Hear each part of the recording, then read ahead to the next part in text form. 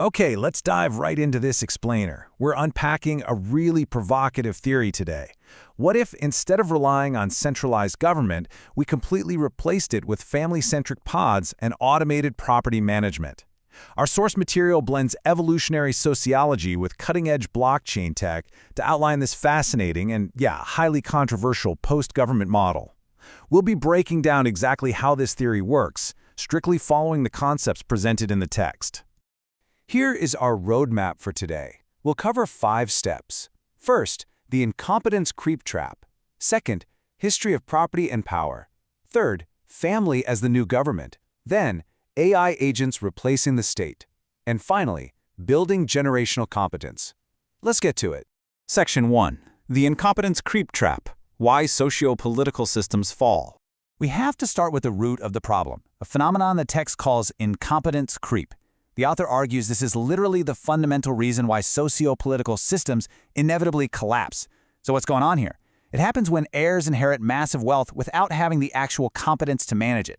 The text emerges 2 classic concepts. First, you've got Peter's principle, where people are promoted or, in this case, inherit their way up to their level of incompetence. Second, the Red Queen hypothesis from biology, which basically says you have to constantly adapt just to maintain your current status.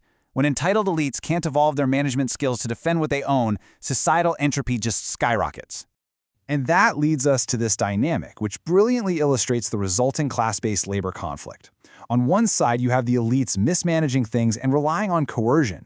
On the other side, the laborers are building deep, understandable resentment because the value creation feels totally one-sided.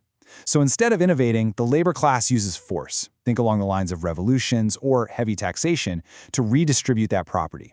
The source argues this locks society into a zero-sum trap, a constant state of forced redistribution rather than actual progress. Section 2. History of Property and Power, the Lords versus Lawyers Cycle. To grasp the futuristic solution proposed here, the source actually asks us to look backward first. We see this historical lords versus lawyers cycle. Back in 1347, after the Black Death, labor got incredibly scarce, right? So serfs used legal advocates to escape their landlords. Fast forward to 1776, American lawyers break away from their Lord King George. By the 1870s, the industrial era hits, tech devalues manual labor, and labor movements step up as collective lawyers for the workers. Finally, the source points to the 1960s sexual revolution, arguing that family courts and no-fault divorce turn the household itself into a legal battlefield. In every single era, legal advocates rise up to challenge property owners. Now, to put things into perspective, the source points out a really interesting historical fact. Early U.S. voting was restricted to roughly 6% of the population. While today we obviously view this as overt exclusion, the text neutrally frames it through an economic lens, noting that early laws were almost entirely about managing physical property, contracts, and taxes. Which raises the question, why was voting originally tied strictly to property? Well, the text argues it wasn't just arbitrary. It was a cart before the horse dynamic. Since the government's main job back then was arbitrating physical assets, property ownership directly dictated voting rights. You had to have a tangible stake in the system to have a say in the rules. And here is where the source bridges the past to the future. The theory suggests we can completely bypass the human flaws of the past, all that resentment and incompetence, by shifting from legal codes to computer codes. Instead of relying on politicians and lawyers to manage assets, we just embed rightful ownership directly into the assets using smart contracts. Property literally becomes autonomous. Section 3. Family as the new government. Decentralizing roles. Okay. This brings us to the most radical and definitely the most controversial redesign proposed in the text, totally dissolving the modern state and replacing it with the family unit. The text proposes a highly rigid, biologically aligned structure meant to completely bypass modern bureaucracy. It positions men as self-employed real estate developers and resource collectors, while women are positioned as the human resource managers of the next generation. Under this model, centralized government is just gone. The family replaces it entirely, and any disputes are resolved internally through kinship norms instead of courts or legal systems. The whole theoretical goal of this strict structure is eliminating class warfare. The theory goes that if every man is an independent operator and every family is a self-sustaining sovereign unit, the traditional war between employer and employee simply ceases to exist. There are no massive elites mismanaging wealth and no resentful laborers demanding redistribution. Section 4. AI agents replacing the state, automating the repairs. But how on earth does a complex society actually function without a state to enforce contracts, manage disputes, or distribute resources?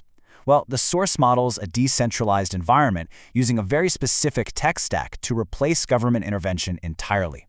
First, you have AI agents. They operate anonymously to acquire resources without any human bias. Second, smart contracts automatically execute these trades and manage property yields. And third, zero-knowledge proofs, or ZKPs.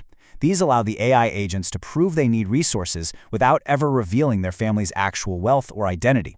It effectively guarantees privacy and prevents the kind of envy that historically sparks conflict. Now take a look at the Python simulation results provided in the text. Without automation, resources basically crash to zero, with maximum conflicts every single generation due to mismanagement and envy.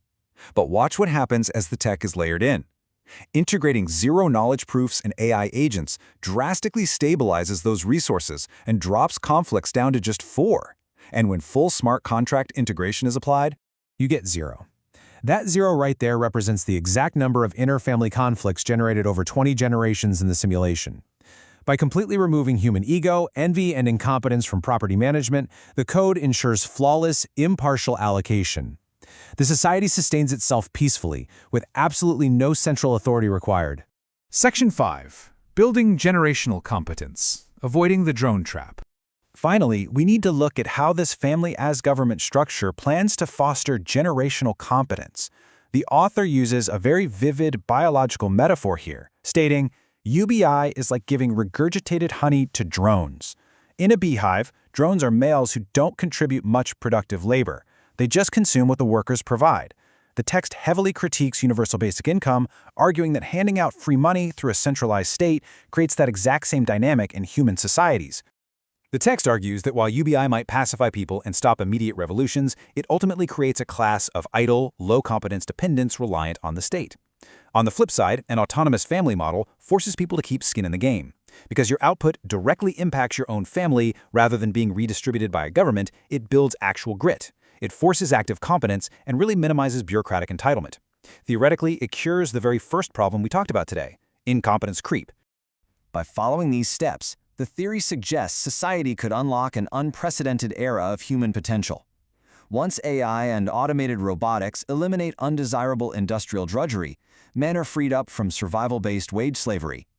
The author envisions a drastically reduced 5-hour innovation week at home, where high-competence individuals manage their automated systems, create and build, with all that output directly benefiting their own family lineage.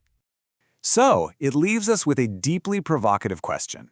Will our future be managed by centralized bureaucracy and UBI, or will families thrive by letting property securely own itself through code? It fundamentally challenges how we view human organization. Is the ultimate, technologically advanced evolution of governance actually a return to our oldest institution, the sovereign family pod? It's definitely something to think about. Thanks for joining me on this explainer. Keep questioning, keep learning, and I'll see you on the next one.